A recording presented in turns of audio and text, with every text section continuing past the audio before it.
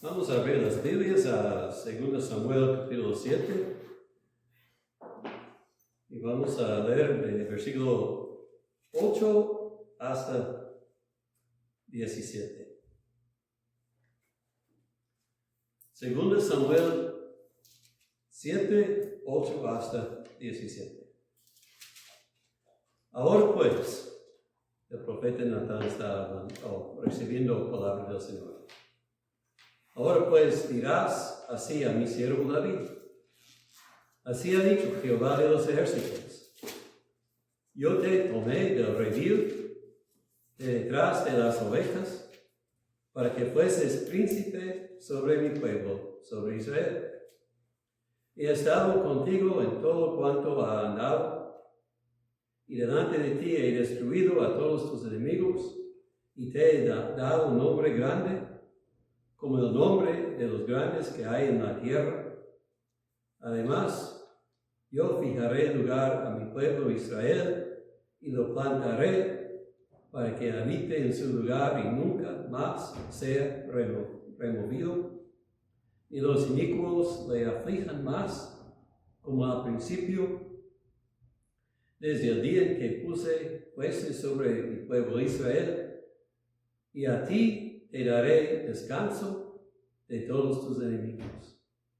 Asimismo, Jehová te hace saber que Él te hará casa, y cuando tus días sean cumplidos y duermas con tus padres, yo levantaré después de ti a uno de tu linaje, el cual procederá de tus entrañas, y afirmaré su reino, y él edificará casa a mi nombre.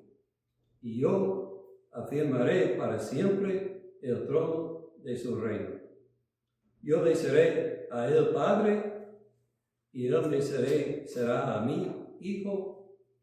Y si él hiciere mal, yo le castigaré con vara de hombres y con azotes de hijos de hombres. Pero mi misericordia no se apartará de él, como la aparté de Saúl, al cual quité de delante de ti. Y será afirmada tu casa y tu reino para siempre delante de tu rostro, y tu trono será estable eternamente. Conforme a todas estas palabras, conforme a toda esta visión, así habló Natán a David. Vamos a orar. Padre, estamos agradecidos por tus grandes promesas que diste a tu pueblo anterior y a David en particular, y cómo las has cumplido en Cristo. Ahora ayúdanos a ver Cristo en todo y a adorarlo en espíritu y en verdad. Te lo pedimos en nombre de Cristo Jesús. Amén. Bueno, última vez comenzamos a ver el capítulo 7, un pasaje de importancia tremenda porque nos presenta lo que se llama el pacto davídico. Y vimos que David dijo que quiso hacer casa para el Señor. Al principio Natán dijo, está bien, haz lo que quieras porque el Señor está contigo. Pero luego el Señor le habló al profeta para decirle lo que estamos leyendo, que no es para David construir la casa, pero otro.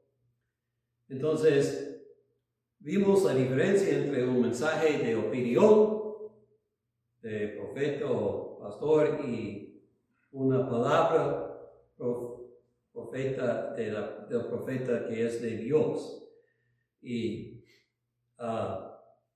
vimos también que debemos tener grandes cosas en nuestros corazones para Dios como David, pero que solamente debemos atrever a hacer lo que Dios nos dirija a hacer. Y esto es lo que se llama oficialmente el principio regulador de la Escritura. Es que no añadimos cosas al culto solamente porque nos parece bien, hacemos lo que Dios nos manda. Y la razón es muy sencilla.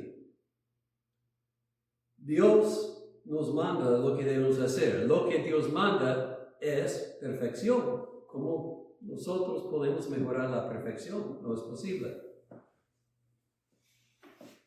Ahora, antes de tratar el texto de hoy, quiero añadir dos cosas del arca y de la casa. Leí un nuevo comentario en esta semana y un hermano hizo una observación bien bueno. Dijo, todo el tiempo que Israel llevaba la tienda, el arca, en verdad Dios estaba llevando a Israel. Y Dios no se avergonzaba de estar con su pueblo en un domicilio humilde, como decimos. Y David pensaba que el domicilio, si puedo decirlo así, que el Señor tenía era humilde y no digno de Dios. Pero la verdad es que muchas veces nosotros despreciamos lo que el Señor aprecia y al revés. Estaba meditando en el apóstol Pablo.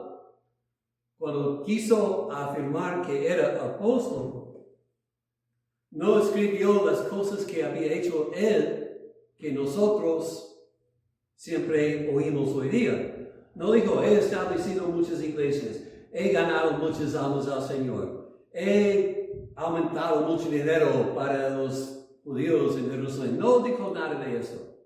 Lo que dijo es, he sido apedreado, he sufrido en esta manera, me han echado en la cárcel, he sido naufragado. Todo lo que dijo es lo que sufría para el Señor, lo que a nosotros no nos importa. Porque hoy día lo que nos importa son números. Pero el Señor no piensa como nosotros pensamos. Y es otra razón que cuando nosotros pensamos, tenemos que mejorar algo, debemos orar mucho antes para asegurar que es el Señor, porque mucho de lo que nosotros hacemos no es mejorar, pero hacer peor lo que queremos añadir. Ahora, hoy día, el Señor dice a David lo que ha hecho para David y lo que va a hacer para David y para Israel. Y quiero observar, debemos entender siempre, lo importante no es lo que vamos a hacer para el Señor, sino lo que Él hace por nosotros. Lo único que nosotros podemos hacer es manifestar nuestro agradecimiento al Señor como Él nos permite. En este pasaje se habla de una casa y es importante entender cuando nosotros hablamos de casa, bueno, por lo menos por mí, yo pienso de un domicilio donde vive una familia. Si quiero hablar de donde vive el rey, hablo de un palacio. Si quiero hablar de donde mora un Dios, es un templo. Y si quiero hablar de una linaje de familia, una dinastía, hablo de dinastía. Pero en la Biblia todas las cosas son una palabra, casa. Puede ser domicilio, puede ser templo, puede ser palacio, puede ser linaje. Entonces, aquí, cuando David dice, quiero hacer para ti una casa, el Señor dice a David, yo voy a hacer para ti una casa, pero es linaje, no palacio. Entonces vamos a ver primero lo que Dios ha hecho para David, luego lo que va a hacer para Israel y por David, incluyendo levantar a alguien que va a hacer casa para el Señor. Pero comenzamos con lo que Dios ha hecho para David. Versículos 8 y 9. El Señor le dice, David, tú estabas pastor en el campo, nadie te conoció, yo te tomé, yo te hice grande. No es que decidiste hacer grandes cosas para mí, sino yo te escogí y yo decidí hacer grandes cosas contigo. Y entonces el Señor quiere que David recuerda que todo lo que hizo, que todo lo que ha hecho, toda su grandeza, es don de Dios, por la voluntad de Dios. Es por la gracia del Señor. Y nosotros tenemos que recordar lo mismo. Especialmente cuando llegamos a una posición de poder y autoridad, si lleguemos a esta posición o de tener suficientes bienes, cosas así, nosotros somos tentados de decir, mi mano ha hecho todo esto, yo he trabajado mucho y merezco lo que tengo porque trabajaba mucho y es muy sabio y todo esto. Pero esto es el pensamiento del hombre. En verdad, todo lo que tenemos y todo lo que hemos hecho es por la gracia del Señor. Lea el libro de Eclesiastés y dice, dos personas iguales, uno bien, otro mal, ¿qué pasa?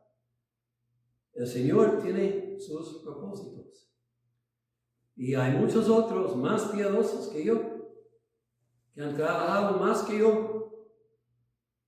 Y si no están recibiendo las mismas bendiciones, no es por su falta de fe, no es por su falta de sabiduría, es porque Dios está manifestando su gracia a ellos en otra manera de lo que está manifestando a mí. Pero no hemos hecho nada, no tenemos nada que mirar que no es por la gracia del Señor. Y debemos recordar esto. Me gusta algo que dijo un hermano. La sabiduría terrenal siempre desea que el hombre salve a Dios por medio de las obras humanas. Y es al revés. No es lo que yo he hecho, sino lo que Dios ha hecho en mí. Y lo que he visto a veces, especialmente en la iglesia, es hay gente que piensan, nosotros hemos hecho esto. Dimos el dinero, invitamos a la gente, entonces la iglesia creció porque nosotros hicimos algo. No. Yo puedo apuntar a otras iglesias cuando los hermanos dieron más y trabajaban más fuertes y nadie vino. Es el Señor que da el éxito. Y Dios no nos necesita para edificar su casa. Él puede levantar creyentes de las piedras si quiere. Y hay que recordar esto. Es un honor que Dios nos da cuando nos usa en alguna forma en la obra de su reino.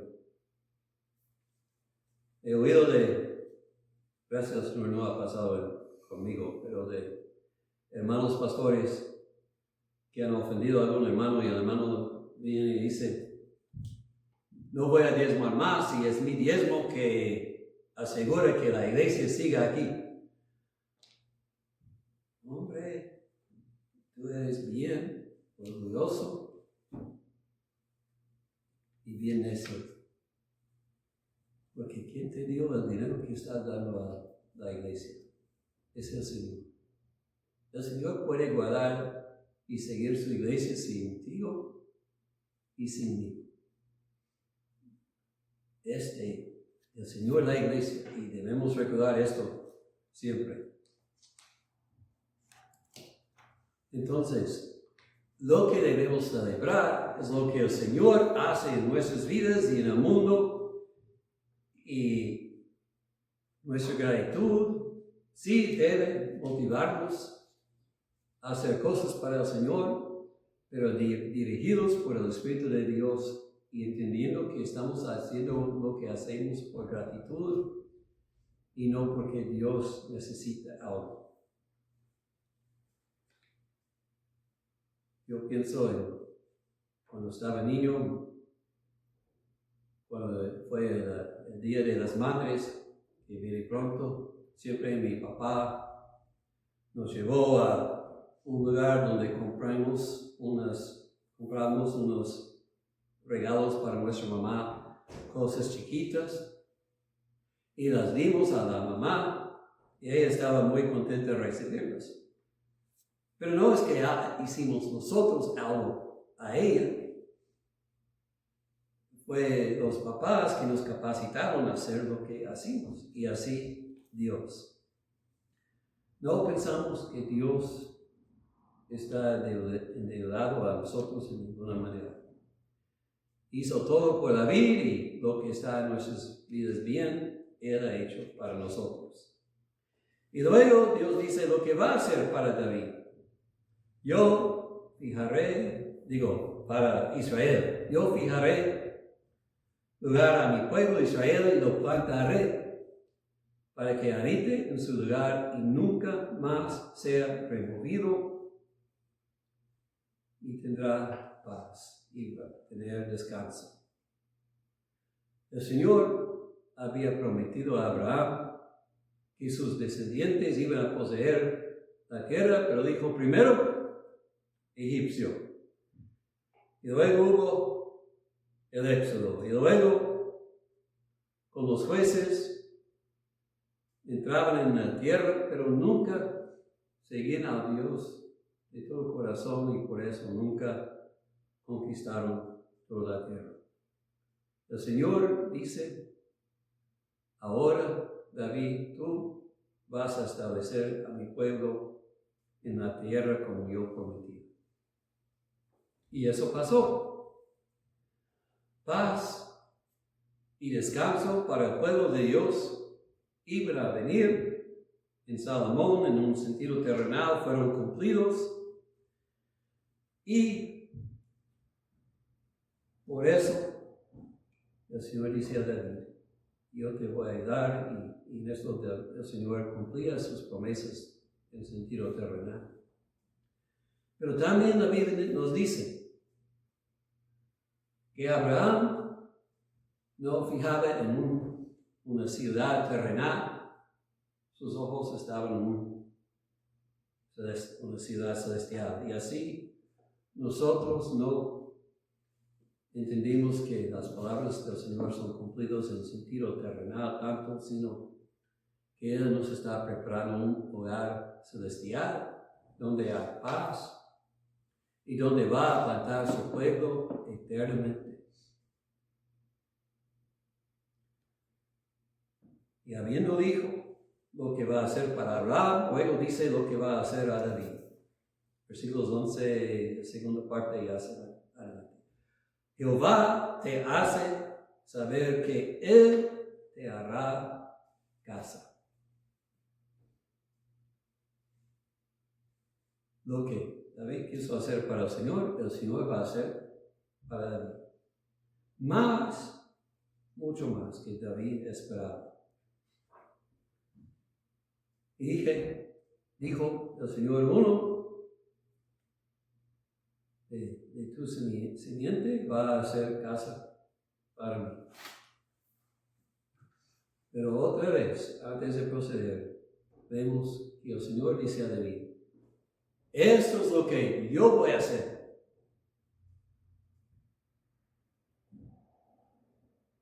No dice a David: si tú haces esto, entonces te haré para ti.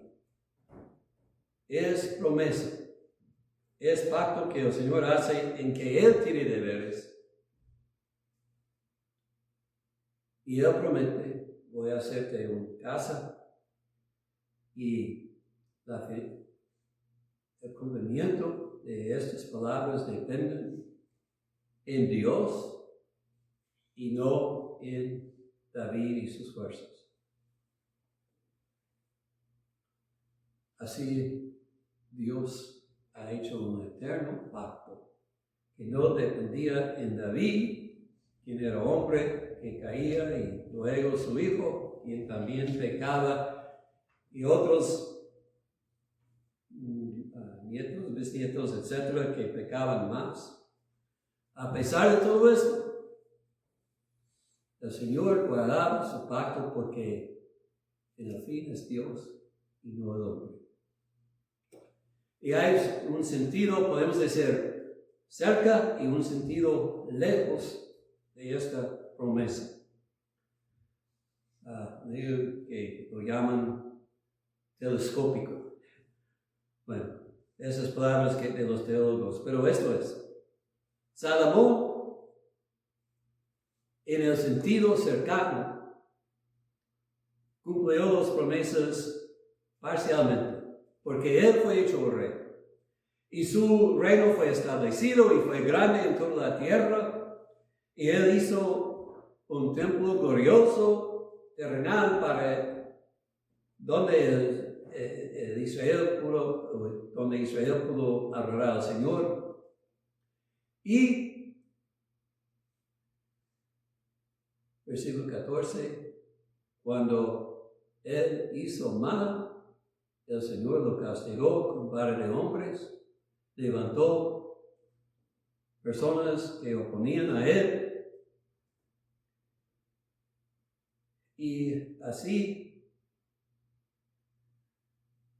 cumplió esas palabras, y luego la dinastía de David quedaba en el trono por unos 400, 500 años, que era mucho más que cualquier dinastía alrededor de ellos, pero a la vez este reino terrenal no fue eterno. Y las promesas aquí dicen, tu trono será estable eternamente. Entonces Salomón fue un señal que pronosticaba y indicaba que iba a venir uno más grande. Y este hijo de David fue nacido en Belén. Cuando David estaba, como dice el versículo 12, durmiendo con sus padres por muchos años, el Señor levantó uno de su linaje, o una de su linaje, llamada María, y ella fue desposada con uno también del linaje de David, que se llama José. Y Jesús fue nacido a ellos, descendido de David por los dos lados, uno literalmente, el otro espiritualmente, su padre por adopción. Y de esto dice el Evangelio, es hijo de Dios. Salomón, versículo 14, yo seré el padre y él será mi hijo, es verdad, en adopción, pero Jesús fue hijo natural, el único de Dios. Y fue nombrado así cuando fue bautizado. Vino la paloma del cielo y la voz que decía, este es mi hijo amado. Y Jesús fue castigado no por sus propios pecados, sino por los nuestros, por el pecado de su pueblo. Y murió, pero la muerte no pudo guardarlo y resucitó al tercer día. Y Dios estableció su reino, no en la tierra como Él dijo a Pilato, lo que yo creo es la buena confesión, dijo Juan 18:36, mi reino no es de este mundo. Si mi reino fuera de este mundo, mis servidores pelearían para que yo no fuera entregado a los judíos, pero mi reino no es de aquí. Aquí va a perecer. Jesús no vino a establecer un reino que iba a perecer, vino a establecer un reino eterno. Y está construyendo una casa eterna para Dios. No una casa que va a perecer, sino una casa no hecha con manos humanos, donde Él está, la piedra del ángulo, y los creyentes son las piedras de las paredes, piedras vivas, donde Dios mora por su Espíritu. Y Jesucristo, y ningún otro, es el Hijo de Dios que está sentado sobre el trono de David y está gobernando del trono de David celestial ahora y para la eternidad. El mundo no lo cree, ve, pero como he mencionado, Daniel tuvo la visión de una piedra cortada no con manos humanas, que crecía y destruía los otros tronos y quedaba eternamente. Él va a gobernar en justicia, como Él es el heredero y el que cumple las promesas de Dios a David y a Abraham y a Adán y todos los demás que Dios ha hecho, porque en Cristo todas las promesas de Dios son sí. Entonces, este pacto davídico que Dios hizo fue hecho por Dios. No es un acuerdo en que David negociaba con Dios. Dios nomás dijo, David, esto es lo que va a hacer.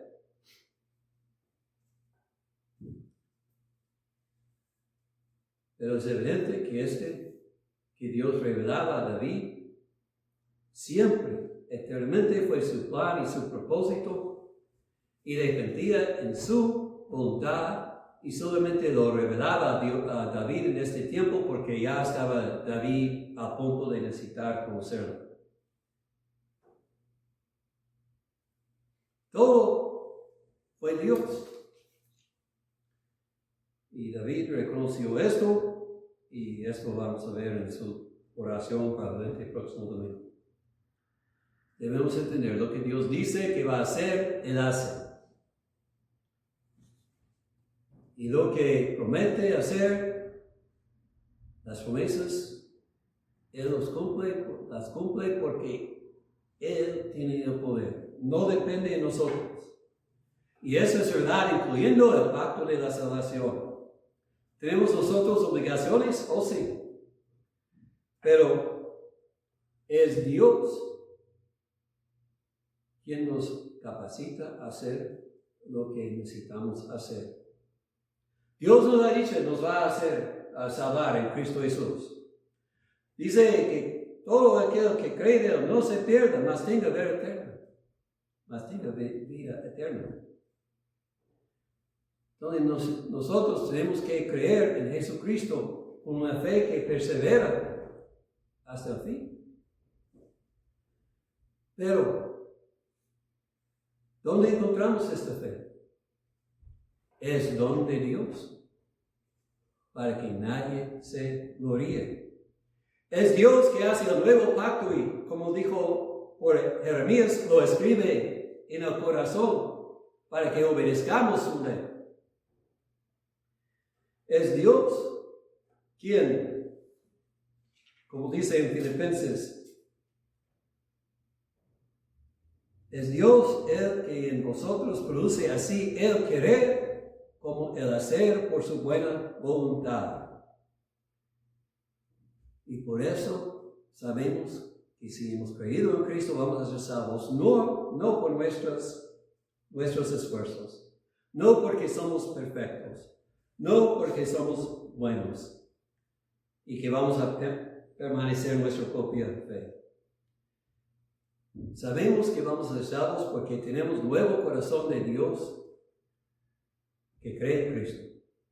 Y otra vez en Filipenses, como dice, el que comenzó en vosotros la buena obra la perfeccionará hasta el día de Jesucristo. Esa es la confianza del cristiano. No que yo he hecho algo, que Cristo ha hecho algo en mí y Dios ha prometido que lo que comienza va a terminar. Entonces quiero preguntar, ¿tienes nuevo corazón que te mueva a buscar al Señor de todo ganas y a abandonar el pecado para seguirlo? Si no, pídelo una fe que no desmaye, una fe que te mueva del pecado al Salvador. Pídelo abrir en tu vida para darte un nuevo corazón en que está escrito su ley, para que la obedezcas de buenas ganas. Si has comenzado seguido y has caído y te preguntas, ¿cómo puede amarme todavía? Recuerda lo que dijo de Salomón, ha dicho de nosotros también. Si él hiciere mal, yo le castigaré con vara de hombres, pero mi misericordia no se apartará de él. Es gracia. ¿Por qué Salomón así y Saúl no? Es la gracia del Señor y su soberanía. La salvación es de gracia, no la merecemos, pero Él que comienza a obrar en nosotros no cambia su mente, dice Él. Cada uno de nosotros debemos decir, ¿por qué a mí? Y debemos maravillar que Dios nos ha escogido y puesto fe en nosotros, y debemos doblarnos ante la rodilla o en la rodilla ante Dios, como David, y decir al Señor, cuánto te agradezco, no lo merezco. Gracias. Y luego debemos hacer todo lo que podemos para manifestar nuestra gratitud, pero entendiendo, es todo de gracia. Vamos a ver. Señor, ayúdanos a ver que tu salvación es de gracia, que las promesas que hiciste anterior son fieles y que levantaste a David, ¿no?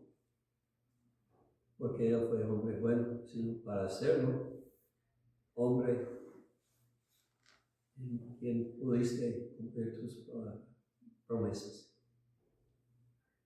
Y gracias por haber levantado a Jesucristo, que en Él todas tus promesas son sí. Si alguien escuchando que no conoce a Él como Salvador todavía, abre su corazón para que pida, para que venga a ti, para que abandone su pecado y para que crea en Cristo con la fe que tú das y para que siga adelante. Si hay alguien dudando y preguntando si puede ser, pero sí es cristiano. Padre, consuélalo, que aunque caigamos, podemos arrepentirnos, tú no nos quitas tu amor. Gracias por eso. En nombre de Cristo Jesús.